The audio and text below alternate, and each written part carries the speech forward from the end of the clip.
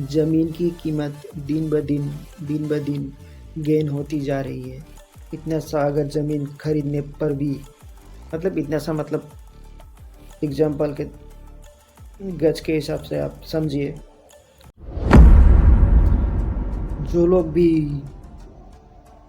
Job कर रहे हैं, मंथली इनकम अर्निंग कर रहे हैं, उन लोगों को बताना चाह रहा हूँ कि मैं कि लायबिलिटी और एसेट में क्या डिफरेंस है। उनसे पूछने वाला हूँ, कमेंट में ज़रूर बताइए जिनको पता है। लायबिलिटी एंड एसेट में किन कैटेगरी में आता है एसेट और लायबिलिटी किन कैटेगरी में आता है।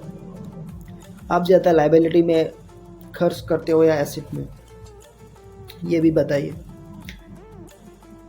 मैं बताता हूँ। अब लायबिलिटी में ज़्यादा खर्च होता है आपका, एसेट में कम होता है। एसेट मतलब क्या है और लायबिलिटी मतलब क्या है।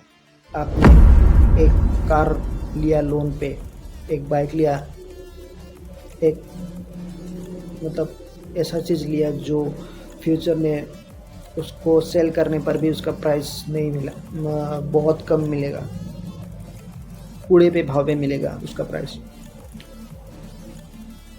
उसको लायबिलिटी बोलते हैं। और एसेट इसको बोलते हैं जिसको अभी आप खरीदोगे तो बाद में उससे ज़्यादा पैसा मिलेगा, उसको एसेट बोलते हैं। एसेट कितने टाइप्स के हैं, पहले हम एसेट पे बात करते हैं। एसेट मतलब ये है कि जो चीज़ आपने अभी खरीदी है, बाद में जाकर वो चीज़ का प्राइस गेन होगा, बढ़ेगा, उसको एसेट बोलते हैं। वो चीज़ है आपका प्लॉट, ज़मीन, घर, real estate, gold, diamond, silver, कुछ भी ऐसा चीज़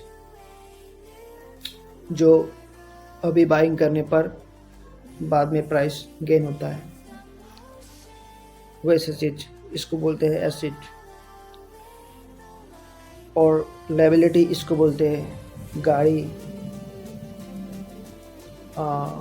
अपना कपड़ा हुआ, कोई भी एक ऐसा लॉकर सिस्टम स्टाइल के लिए, ईयरफोन, जो बाद में मतलब फ्यूचर में आप सेल करने जाओ उसका कोई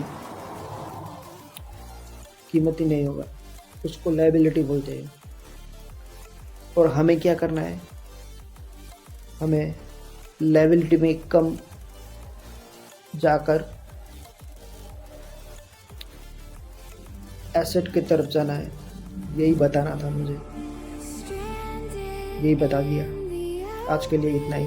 थैंक यू।